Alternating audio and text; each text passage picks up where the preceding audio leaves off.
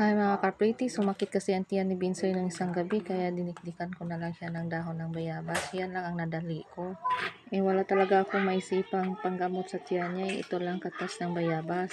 Sa mga tatlo kong anak, ito lang talaga ang lagi kong ipainom sa kanila pag sumakit ang tiyan.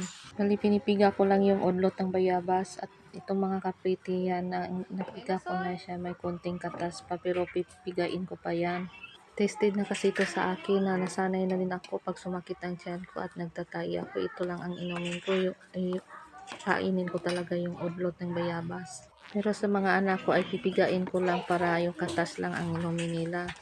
Sawa ng Diyos, nakadalawang inom si Binsoy at nawala na yung sakit ng tiyan niya. Talagang tested na sa akin tong udlot ng bayabas. Ito lang laging ginagamot ko sa kanila.